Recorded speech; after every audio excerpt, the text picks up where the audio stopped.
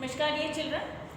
Yesterday we have discussed about the Newton's law of gravitation and universal law of gravitation.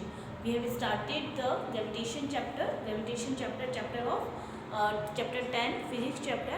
And why we call the Newton's law of gravitation to universal law of gravitation? हम Newton's law of gravitation को universal law of gravitation क्यों कहते हैं? Why we call the universal law of gravitation? We call the universal law of gravitation because gravitation exists everywhere in the universe. हम universe की बात करते हैं तो यूनिवर्स में ग्रेविटेशन एवरीवेयर है, हर जगह पे है. इसीलिए न्यूटन्स लॉ ऑफ ग्रेविटेशन को यूनिवर्स लॉ ऑफ ग्रेविटेशन कहा जाता है. Next is we have discussed that this is the inverse square rule. This is the inverse square rule. Force is inversely proportional to r square. Force is inversely proportional to r square. Object है, may be object m1 है, m2 हो सकता है. ये directly proportional to the masses and inversely proportional to the distance between them. Directly proportional to the masses and inversely proportional to the distance between them. Right, student? So force is inversely proportional to the distance. That's why it is calling the inverse square rule also. So in this case we have discussed about the two situations. If the distance between two bodies, two particles is double, if, listen everyone carefully, if distance between two particle, if the distance between two particle double, right? First तो हमारे पास है कि F equals to F inversely proportional to 1/r². But हमने एक condition रख दी है और हमने इस कंडीशन में ये किया है कि हमने डिस्टेंस को डबल कर दिया है. So when distance is double, distance को हमने डबल कर दिया है तो ये क्या हो जाएगा 2r. लिसन केयरफुली एवरीवन, हमने क्या किया है, इसको डबल कर दिया है, 2r हो गया है. So we can write first relationship आपका ये हो गया. इसको हम कैसे लिख सकते हैं, 1/2r का square. We can write this relationship.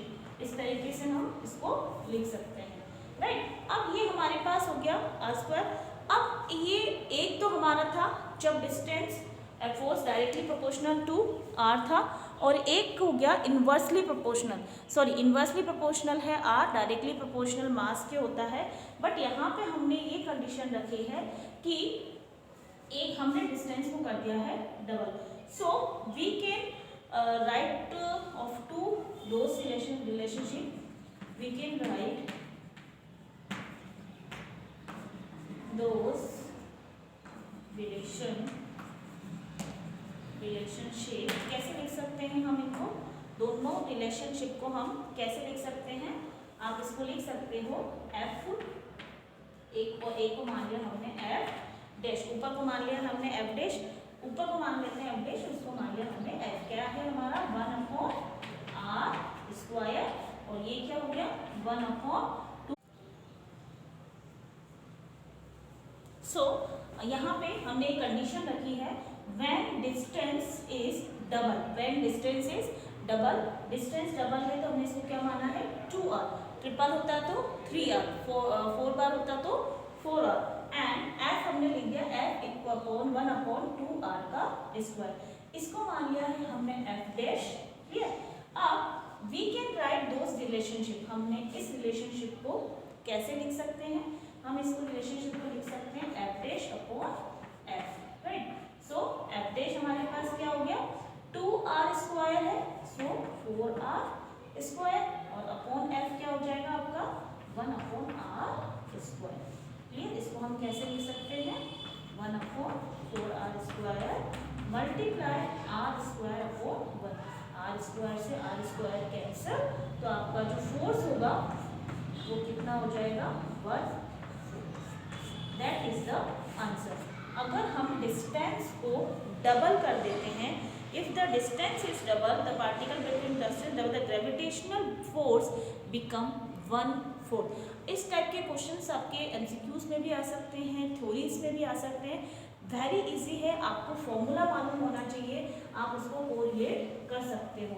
अगर हमने फोर्स को, हमने डिस्टेंस को डबल कर दिया है, सिंपल सा है, आर को हमने डबल कर दिया, हम ट्रिपल भी कर सकते हैं, कितना भी कर सकते हैं। तो फोर्स हमारा क्या हो गया, यहाँ पे हमें ये चीज़ समझनी है कि डिस्टेंस को डबल करते ही हमारा फोर्स जो था वो हो गया है कम, और फोर्स हमारा कितना हो गया है 1/4। So everyone note down this. Next again I am taking another example. अब डिस्टेंस को हमने यहाँ पे किया था डबल, यानी कि हमने बढ़ाया था, और अब डिस्टेंस को हम और करेंगे, कम करेंगे, वो ध्यान से देखिएगा आप। नेक्स्ट हमारा जो टॉपिक है, अब मैं करूँगी डिस्टेंस को everyone first note down this, आप नोट कर लीजिए इसको। Yes, you all note down, I hope you all are note down. Student next condition हमने ये रखी है, हमने डिस्टेंस को अभी किया था डबल, हम उसी तरह से इसको ट्रिपल भी कर सकते हैं। नेक्स्ट कंडीशन हमने रखी है, इफ द डिस्टेंस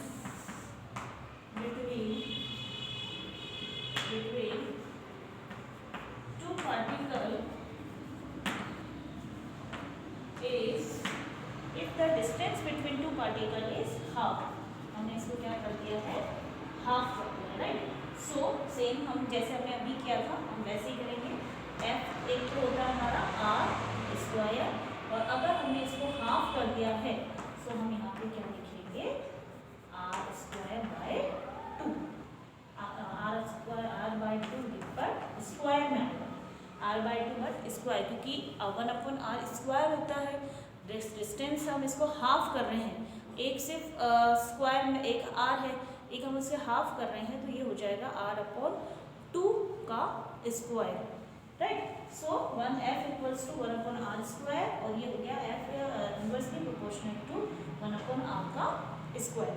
अब हम इस रिलेशनशिप को कैसे लिख सकते हैं, सेम हमने इसको डैश मान लिया, फ्रॉम दिस रिलेशनशिप, आप इसको कैसे लिख सकते हो, वही हम लिखेंगे f dash upon f, f dash upon f। अब f डैश आपका क्या हो गया, 1 है, अपॉन हम इसको लिख सकते हैं r का स्क्वायर, क्या हो जाएगा r स्क्वायर एंड 4, क्योंकि r है तो r का स्क्वायर रहेगा और मल्टीप्लाई हो जाएगा 4, और ये आपका एज इट इज नीचे आ जाएगा 1 डैश r का स्क्वायर, ठीक है। अब 1 से 1 तो कैंसिल हो जाएगा, कोई मतलब नहीं है उनका, 1 से 1 कैंसिल, यहाँ हो जाएगा आपका r square multiply 4 and r square, तो r स्क्वायर से r स्क्वायर कैंसिल, आपका f हो गया है 4, फोर्स कितना हो गया 4, वहाँ पे हमारा f हो गया था 1/4, जब हमने डबल किया था तो हमारा फोर्स हो गया था 1/4, तो यहाँ हमने उसको हाफ किया है तो फोर्स हो गया 4, यानी कि फोर्स डिक्रीज करने पे, फोर्स डिक्रीज कब हुआ, जब डिस्टेंस हमने बढ़ाई थी। अब हमने डिस्टेंस को क्या किया, कम किया, तो हमारा हो गया फोर्स 4 टाइम हो गया। तो I hope you all are understood this कि किस तरीके से फोर्स वेरी करता है, डिस्टेंस ऊपर नीचे करने से किस तरह से फोर्स वेरी करता है।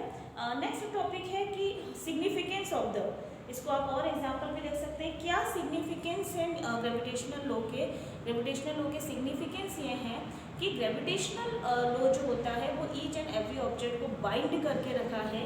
हम अभी जो अर्थ पे खड़े हैं या हम कोई ऑब्जेक्ट रख पा रहे हैं तो वो सब इसी वजह से रख पा रहे हैं कि वो ग्रेविटेशनल फोर्स हमें अट्रैक्ट कर रहा है। We are holding the force जो फ्लो कर रही है, वाटर रिवर्स फ्लो कर रही है, रेनफॉल्स हो रही है, मोशन हो रहे हैं अर्थ के, and occurrence of the tides, these all are things, जो ये सारी है वो सब किसकी वजह से हो रही है, ग्रेविटेशन की वजह से हो रही है।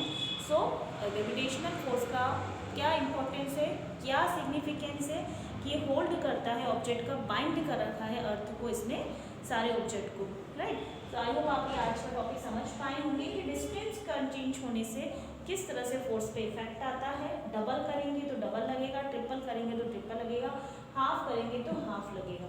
क्लियर? इस तरह से हम इसे सॉल्व करेंगे। So note down in your register. I hope you all are understood today's topic. Next I will start the units also. Next I will start unit. So note down everyone.